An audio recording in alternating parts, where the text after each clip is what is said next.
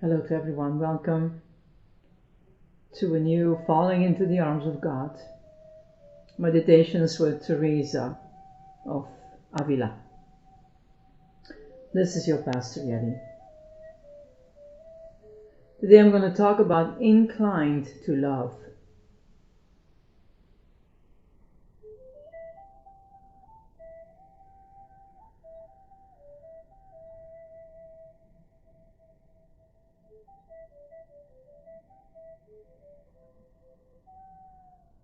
The will is inclined to love after seeing such countless signs of love. It especially keeps in mind how this true lover never leaves it, accompanying it and giving it life and being.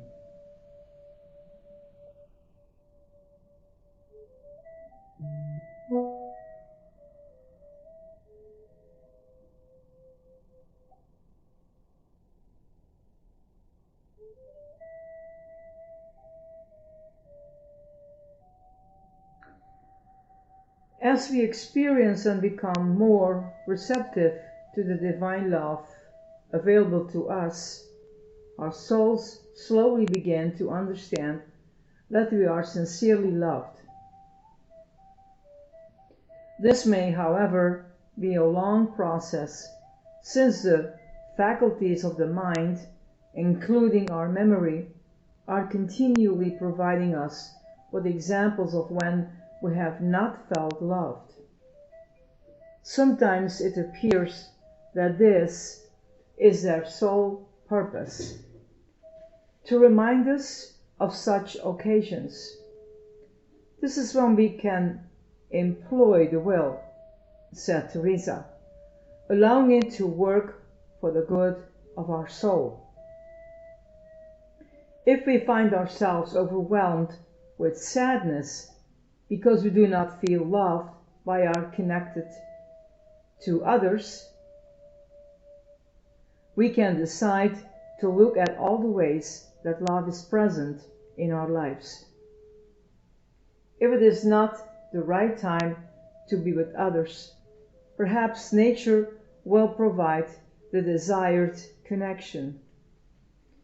Teresa was a great lover of roses, and as a young girl, her favorite place at home was the garden. And this love continued throughout her life. She frequently would be seen wandering alone in prayerful thoughts through the monastic gardens. We can also train our memory to remind us of the times when we have experienced love. The memory is quick to bring forward times of disappointment, so let it become equally adept at relaying cherished moment. Let us remember the friendship and love we have received, and let us look at how they occurred. Usually, they required nothing more than our openness, our willingness to receive, and the ability to be ourselves with all our vulnerabilities. In sinking into our sadness, we can close down to loving opportunities, and perhaps all we need do is share the fragile feelings and openly with another in order to feel loved again.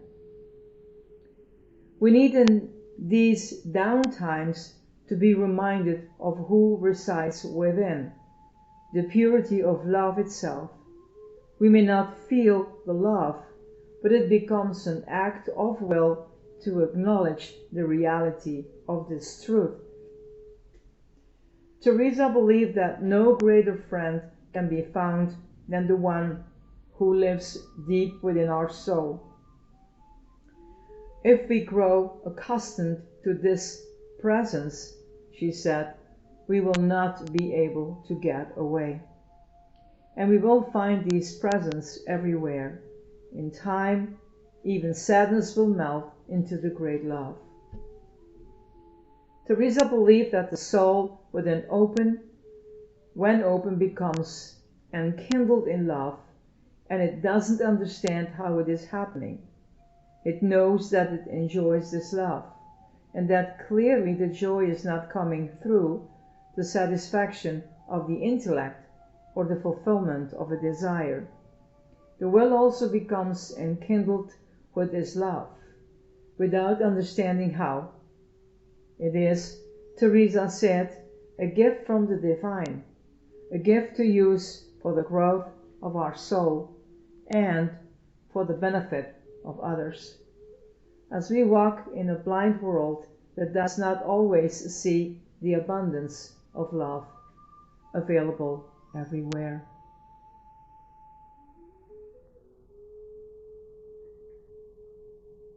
So in your time, find a quiet place to maybe listen again in what is being said and meditate, falling into the gentleness of your breath, allowing the divine friend to be with you.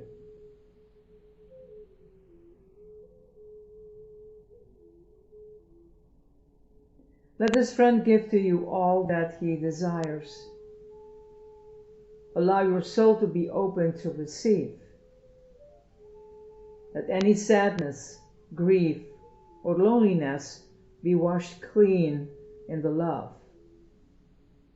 Allow yourself to melt into the divine arms.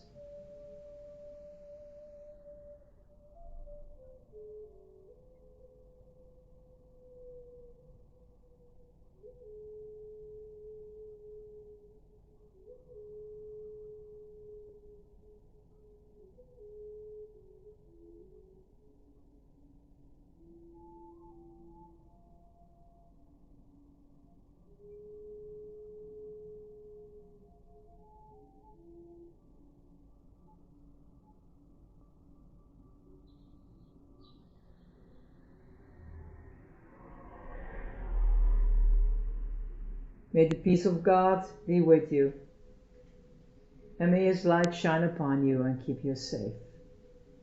Have a great and experience-full day. This is your Pastor Yeti. Bye-bye.